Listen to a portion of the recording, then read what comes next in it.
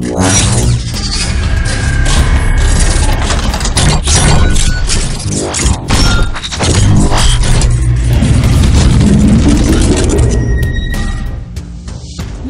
Mobiles మీరు కొత్త mobile కొనాలనుకుంటున్నారా? Moeen mobiles. అయ్యో, మీ మొబైల్లో రిపేర్ వచ్చిందా? మోయిన్ మొబైల్స్. మీ మొబైల్లోని సాఫ్ట్వేర్ సరిగా పనిచేయడం లేదా? మోయిన్ మొబైల్స్. మీ పాత మొబైల్ ఎక్స్చేంజ్ చేయాలనుకుంటున్నారా? మోయిన్ మొబైల్స్. మీకు కావాల్సిన accessories, sim cards, recharge cards, ఇలా మన నందికొట్కూరు మొబైల్స్ రంగంలోని ప్రశ్నలన్నింటికీ ఒకే సమాధానం. మోయిన్ మొబైల్స్. వివరాలకు సంప్రదించండి. Moin mobiles, shop number 4-1, Potti Sriramulu circle, KG road, Nandikotkur. Cell 9346817722 మరియు 8099660606.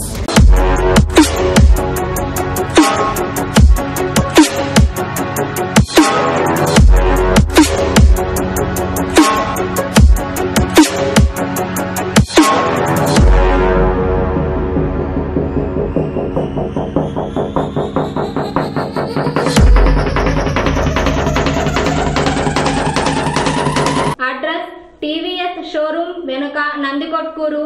ఫోన్ 08513280968.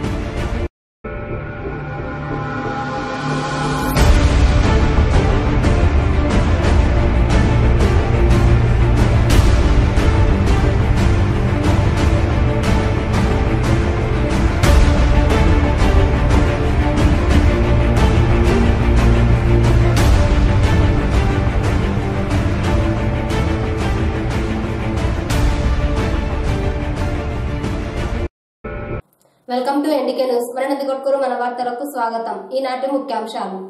మల్యాల హంద్రీనివా సుజల స్రవంతి ప్రాజెక్టును పరిశీలించిన ఏపీ రైతు సంఘం రాష్ట్ర నాయకులు. అను డిజిటల్ ను ప్రారంభించిన పట్టణ సిఐ మధుసూదన్ రెడ్డి. యంగుమూడో జాతీయ స్థాయి పోటీలకు ఎంపికైన నందికొట్కూరు విద్యార్థులు. పింజరిపేటలోని శ్మశాన వాటిక గేట్లను అపహరించిన గుర్తు తెలియని వ్యక్తులు. అంతర్జాతీయ యంగు మూడో క్రీడా రంగ అభివృద్ధికై కేంద్ర రాష్ట్ర ప్రభుత్వాలు ప్రత్యేక దృష్టి సారించాలని యంగు మూడో కోచ్ అసోసియేషన్ అధ్యక్షులు ఎంబి రాంబాబు అన్నారు. ఛత్తీస్గఢ్ రాష్ట్రంలో నిర్వహించే 64వ జాతీయ స్థాయి పోటీలకు నందికొట్కూరుకు చెందిన 7 మంది క్రీడాకారులు ఎంపికయ్యారు. ఎంపికైన విద్యార్థులకు బసిరెడ్డి డిగ్రీ కళాశాల కరెస్పాండెంట్ సత్యనారాయణ సర్టిఫికెట్స్ మరియు మెడల్స్ అందజేశారు. అంతేకాకుండా అసోసియేషన్ కు 20,000 రూపాయలు విలువ చేసే 9 మ్యాట్లను అందజేశారు. ఈ సందర్భంగా వారు మాట్లాడుతూ క్రీడలు మానసిక ఉల్లాసానికి, శరీర దృఢత్వానికి ఉపయోగపడతాయని, యంగు మూడో క్రీడ ఆత్మరక్షణకు ఉపయోగపడుతుందని, అంతేకాకుండా ఆర్మీ మరియు పోలీస్ శాఖ లాంటి ఉద్యోగ అవకాశాల్లో రిజర్వేషన్ ఉంటుందన్నారు. జాతీయ స్థాయికి ఎంపికైన విద్యార్థులను వారు అభినందించారు. ఈ కార్యక్రమంలో రాయలసీమ కమ్యూనిస్టు పార్టీ డివిజన్ కార్యదర్శి వెంకటేశ్వర్లు, శశికాంత్ గౌడ్ తదితరులు పాల్గొన్నారు. వెంకటేశ్వర్లు గారు, ఆరోగ్యస్వామి గారు, రఘురామూర్తి గారు, అందరికీ మీకు శుభాకాంక్షలు తెలియజేస్తూ, చిన్నటి వయసులో కూడా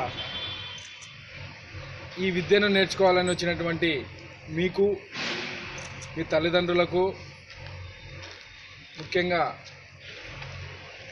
మిమ్మల్ని ప్రోత్సహించే మీ గురువులకు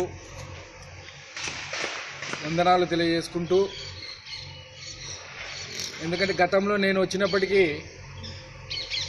ఇక్కడికి వచ్చినప్పుడు దాదాపు ఒక 10-15 మంది ఉండేవాళ్ళు. మరి ఈరోజు రమారమి 35 మంది 40 మంది దాకా ఉన్నారు. పట్టణంలోని శివశంకర్ టాకీస్ కాంప్లెక్స్ లో ఉన్న అను డిజిటల్ షాప్ ను పట్టణ సిఐ మధుసూదన్ రెడ్డి ప్రారంభించారు. ఈ సందర్భంగా షాపు యజమాని రాజేష్ కలాం మాట్లాడుతూ తమ షాపులో ఫోటో ప్రింటింగ్, పెళ్లి పత్రికల లాంటి వాటిని ప్రింట్ చేస్తామన్నారు. పరిసర ప్రాంత ఫోటోగ్రాఫర్లు ఈ అవకాశాన్ని సద్వినియోగం చేసుకోవాలని వారు తెలిపారు. మల్యాల హంద్రీనివాస్ సుజల స్రవంతి ప్రాజెక్టును పరిశీలించిన ఏపీ రైతు సంఘం రాష్ట్ర నాయకులు. నందికొట్కూరు నియోజకవర్గ రైతులు కూతవేటు దూరంలో నీరు ఉన్నా వాడుకోలేని పరిస్థితి తయారైందని ఏపీ రైతు సంఘం రాష్ట్ర కార్యదర్శి ప్రసాద్ అన్నారు. కృష్ణా శ్రీశైలం బ్యాక్ వాటర్ ను ఉపయోగించి ఎత్తిపోతల పథకం ద్వారా నీటిని అందించాలనే ఉద్దేశంతో రాష్ట్ర ప్రభుత్వం చేపట్టిన ఈ ప్రాజెక్టు ద్వారా 6 లక్షల ఎకరాలు సాగులోకి వస్తాయనే ఆలోచనతో చేపట్టారని, అయితే ఇంతవరకు నియోజకవర్గంలో 1 ఎకరా కూడా సాగులోకి రాకపోవడం దురదృష్టకరమని, తక్షణమే ప్రభుత్వం స్పందించి నియోజకవర్గ రైతులకు న్యాయం చేయాలని, లేని పక్షంలో అన్ని రైతు సంఘాలతో కలిసి ఈ ఆందోళనను మరింత తీవ్రతరం చేస్తామని వారు హెచ్చరించారు. ఈ కార్యక్రమంలో రఘురామూర్తి, రమేష్ బాబు తదితరులు పాల్గొన్నారు. కేవీవి ప్రసాద్, ప్రధాన కార్యదర్శి, ఆంధ్రప్రదేశ్ రైతు సంఘం. వెనుకబడినటువంటి రాయలసీమ నిత్యం కరువు కాటకాలతో మరి ప్రజలు ఇబ్బంది పడుతూ ఉన్నారు.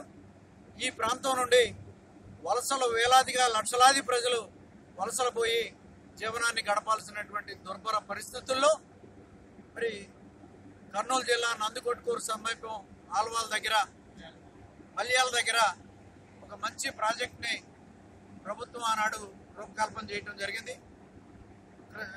కృష్ణా శ్రీశైలం బ్యాక్ వాటర్ని ఉపయోగించి ఈ ఎత్తిపోతల పథకం ద్వారా దాదాపు 6 లక్షల ఎకరాలకి సంబంధించి నీటిని అందించాలనేటువంటి లక్ష్యం ఏదైతే ఉందో అది చాలా బ్రహ్మాండం.